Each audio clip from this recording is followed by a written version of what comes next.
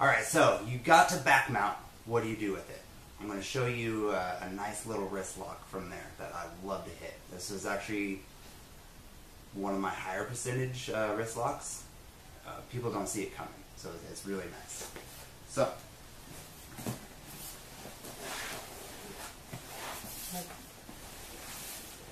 we got to back mount. We're here. We fell to this hip. We're controlling, so we have our harness grip to start. Because say you hit that back take from the leg drag position. So I went here. I like to go to the wrist, and then I'll slide it to the fat of her hand there. Most people won't notice that you make that adjustment, especially if you start attacking the neck. Right there. This, from here to here, they just don't notice it, alright? So, I'll start off grabbing her wrist, and then I'll slide it, and I'll even I'll look to set up an attack, but she's going to start defending it and not notice that grip right there. So, and it's good control too, because it's right past her wrist bone, so for her to just force out of it, it kind of tweaks her wrist a little bit there too. So, that's if they realize what you're doing. So, I slid it down, and what I want to do is just like I'm setting up an armbar. So, because she's already on this hip, for me to swing, it's going to be really hard to do.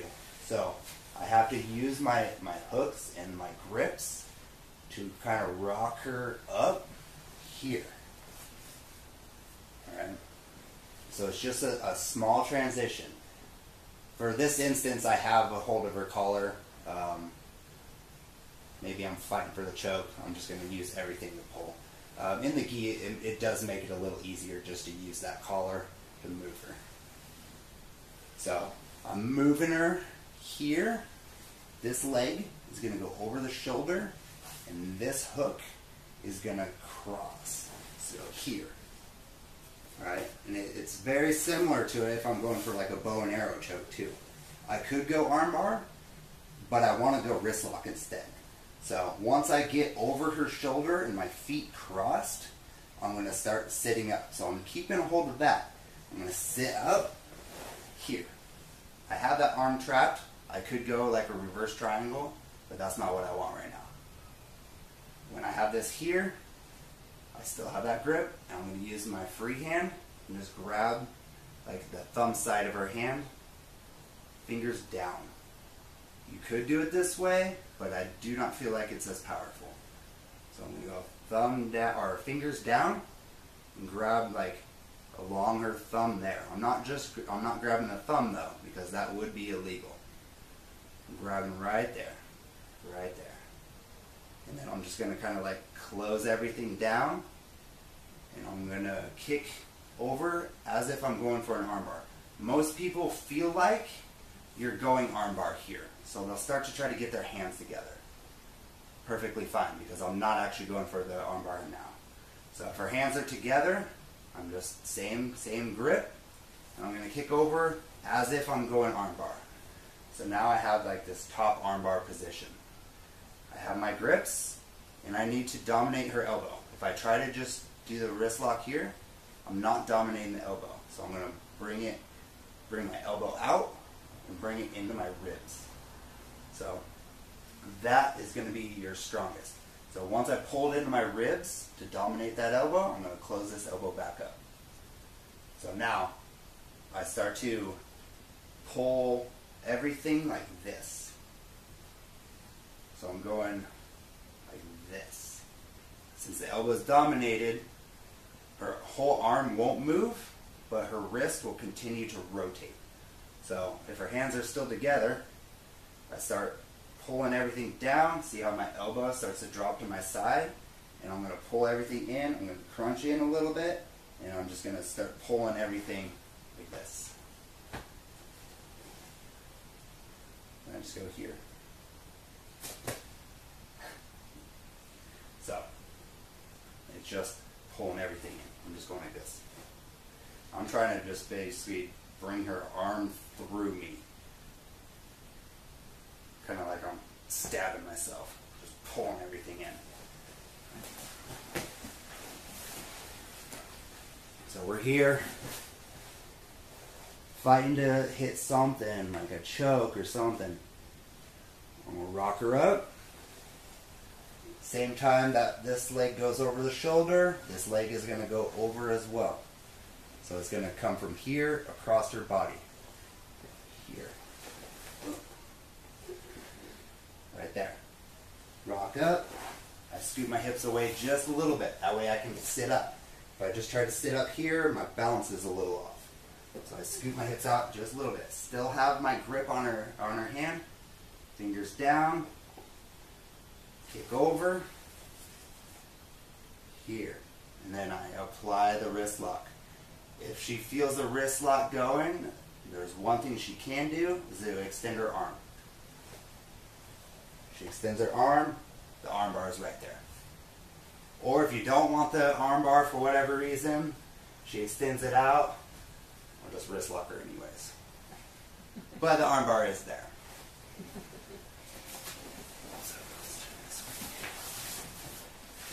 A little bit. So I'm going to roll to this side, so it's going to be hard to see initially, but I'm making my switch from the wrist, or yeah, right there on the wrist, to the fat of her hand. Here. Fighting for the choke, pulling her up, going up and over her shoulder. She gets her hands together, that's fine. Fingers down, grabbing the thumb side of her hand, not just her thumb. Kicking over. I can recross my feet or I can drag my heels in. I like to recross right there. Dominate the elbow by flaring my elbow up, pulling it in, closing it back down. Now I'm dominating the elbow on my ribs. Then I pull everything in tight. I can even crunch forward a little bit to kind of like push my chest out. So it ends up right here. And then say she doesn't like the wrist lock, extends her arm. Arm bar.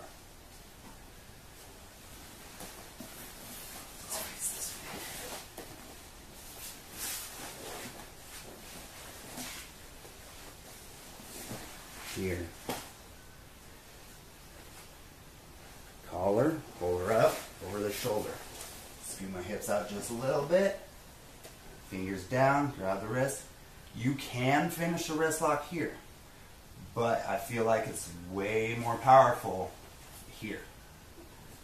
And if I'm here and she extends her arm, I'm going to have to catch up and kick over anyways. So I'm going to take that, I'm going to dominate the elbow by lifting my own elbow, pulling it into my ribs, closing it back down, and applying the wrist lock right there. As if you're not kicking over.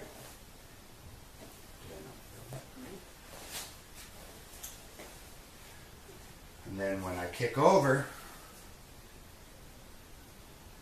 applying it there. Bam. It's just a little more powerful with the leg over. Alright, so a little gold nugget for you for watching this. Wrist lock from back mount. So it's kind of the hyper extending wrist lock. So, just like that. When that breaks, it hurts. I've hit this multiple times when I can't get the arm bar too. So off a failed arm bar attempt. Yeah. So it works there too. It's great as a secondary if you're not wanting to go for it first, but you can't get the arm bar, then you can hit the wrist lock. Who doesn't want the wrist lock first anyway? Exactly. And one last thing, if I have everything and I fall to this side, but I feel like I'm not going to be able to kick over for the armbar or for the wrist lock. I'll get that wrist ride and grab the fat of her hand, and I'll use this top hook and butterfly hook here, and then I'll drop this foot. And I'm going to lift her up and over that leg and get that leg free. And then I'm going to just control here, come up to the knee on belly, get that same grip, dominate the elbow, and I can finish it here as well. So that's if you can't kick over like as if you're going for an arm bar. You can do that as well, and I have as much success doing it that way as I do the other way. So here, and then bam. For her to extend it out too, it's just not going to work. So the armbar option isn't there as much, but the wrist lock is definitely still there. So try it out. Let me know how it goes, and we'll fix whatever you're having issues with. But it's a beautiful wrist lock to do.